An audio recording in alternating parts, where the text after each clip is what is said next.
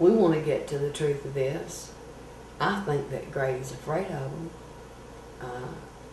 That boy, I mean, when he called me, it surprised me. When I talked to him, it surprised me. But he said that he'd known our family for years and he hadn't seen any of us for 7 or 8, but he just didn't feel like this was right, what they was trying to do. He was just trying his best to get us warned. And I think that's why that boy calls every time they try to force him to do something that's not so. I think that's why he calls. He may not show up for the meeting, but I think he calls, because every time he calls, they've done something else that's not right. Steve's attorney went down to the district attorney's office to pick up some photographs that they gave as far as part of discovery. And they said that there was a statement from Lieutenant Carswell included in the discovery that basically said that me and Ricky Moore held him, pulled a .38 caliber weapon on him, held him at gunpoint, kidnapped him, took him to the Silver Creek campground, and threatened his life. Now, the attorney says there's no date on this statement, that Mr. Sheehan didn't sign it. He didn't even initial it like he did some of the others. But he didn't sign it. And that this was a statement from Carver, just from the lieutenant. And what makes it so ridiculous is that now this lieutenant is trying to get us to believe that over a marijuana cultivation charge, they're going to ignore someone being kidnapped at gunpoint and threatened and having their life threatened.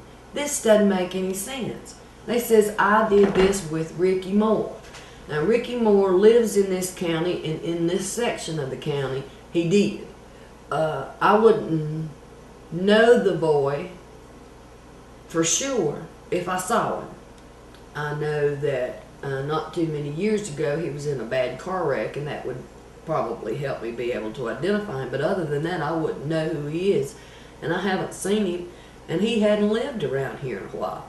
He's been gone for months. This is just, more evidence of showing that these officers are interfering with our attorney's ability, or Steve's attorney's ability, to be able to investigate the case. They're threatening witnesses, and they're making up baseless nonsense.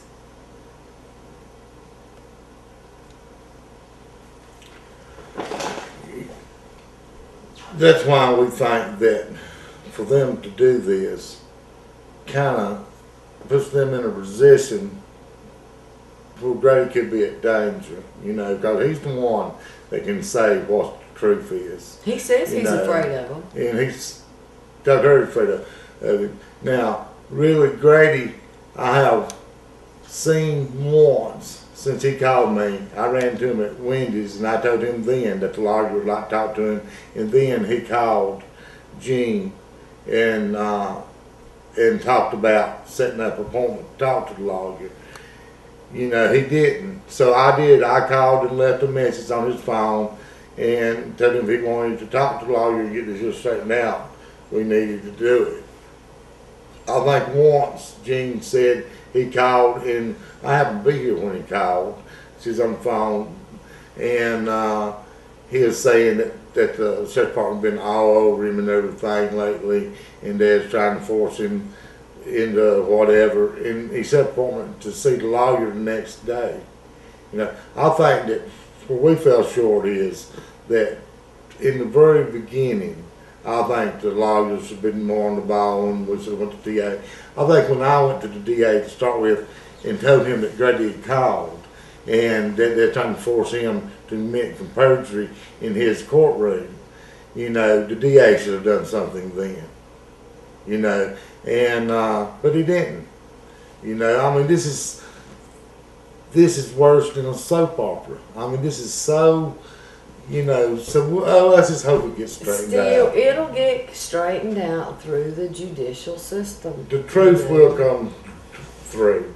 You know, I mean, the truth will come out in the end. It's the judge can look at it and go, well, this is nonsense. Oh yeah, the facts of the whole case is off so far, you know, but this ain't about the case. This is simply about Grady Sheehan and whether the sheriff's department is forcing him to lie or not.